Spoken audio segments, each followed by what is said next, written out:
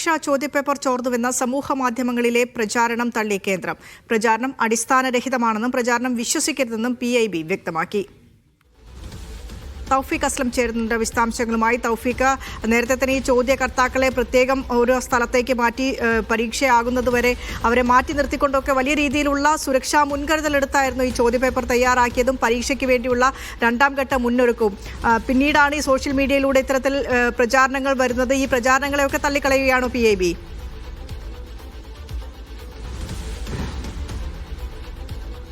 വിനിഷ, ഈ മാസം 21-ാം തീയതിയാണ് നീറ്റ് പുനഃപരീക്ഷ NTA നിശ്ചയിച്ചിരിക്കുന്നത്. ആ പുനഃപരീക്ഷയുടെ ചോദ്യങ്ങൾ ചോർന്നു എന്ന തരത്തിൽ സമൂഹ മാധ്യമങ്ങളിൽ ഇപ്പോൾ പ്രചാരണം നടക്കുന്നുണ്ട്. ആ പ്രചാരണം പൂർണ്ണമായും PIB ഇപ്പോൾ തള്ളിയിരിക്കുകയാണ്. PIBയുടെ ഫാക്ട് ചെക്കിംഗ് ടീമാണ് ഇത് വ്യാജമാണ് എന്നുള്ളൊരു കാര്യം ഇപ്പോൾ വിദ്യാർത്ഥികളെ അറിയിച്ചിരിക്കുന്നത്. ഇത്തരം വ്യാജ വാർത്തകളിൽ ആരും വിശ്വസിക്കരുതെന്നും നിലവിലെ വിവരങ്ങൾക്ക് NTAയുടെ വെബ്സൈറ്റിലൂടെ മാത്രമേ നിങ്ങൾ അതിനെ സമീപിക്കാൻ പാടുള്ളൂ എന്നുള്ള നിർദ്ദേശവുമാണ് ഇപ്പോൾ നൽകിയിരിക്കുന്നത്. നിരവധി ആളുകൾ ഇത് സമൂഹ മാധ്യമങ്ങളിൽ ഈ ചോദ്യപേപ്പറിൻ്റെ ഒരു മാതൃക പോലെ അത് വലിയ രീതിയിൽ പ്രചരിക്കുന്നുണ്ട്. ഇത് ശ്രദ്ധയിൽപ്പെട്ടതോടെയാണ് PIB ഇത് തെറ്റാണ്, ഇത് വ്യാജമാണ് എന്നുള്ളൊരു നിർദ്ദേശം അല്ലെങ്കിൽ ഒരു അറിയിപ്പ് വിദ്യാർത്ഥികൾക്ക് നൽകിയിരിക്കുന്നത്. ഇത്തരത്തിൽ ഇനിയും വാർത്തകൾ പുറത്തു വരാനുള്ള സാധ്യതയുണ്ട്, പ്രചാരണം നടക്കാനുള്ള സാധ്യതയുണ്ട്. ആ പ്രചാരണങ്ങളൊന്നും ആരും വിശ്വസിക്കരുത്. പകരം 21-ാം തീയതി കൃത്യമായിട്ടുള്ള പരീക്ഷ തന്നെ നടക്കും. അത് വലിയ സുരക്ഷാ ക്രമീകരണത്തിലാണ് ഇത്തവണ പരീക്ഷ നടത്താനായിട്ട് കേന്ദ്ര സർക്കാർ തീരുമാനിച്ചിരിക്കുന്നത്. കേന്ദ്രസേനയെ ഉൾപ്പെടെ വിപരീതങ്ങളിൽ വിന്യസിക്കും. കേന്ദ്രസേനയുടെ നേതൃത്വത്തിലായിരിക്കും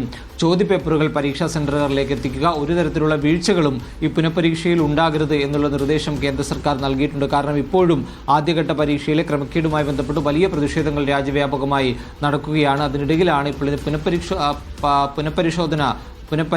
രണ്ടാം ഘട്ട പുനഃപരീക്ഷ ഇപ്പോൾ 21-ന് നടക്കാനായി പോകുന്നത്. അതുകൊണ്ട് വലിയ ക്രമീകരണങ്ങളിലൂടെയാണ് കേന്ദ്ര സർക്കാർ ഇത്തവണ ഈ പരീക്ഷ നടത്താനായിട്ട് തീരുമാനിച്ചിരിക്കുന്നത്.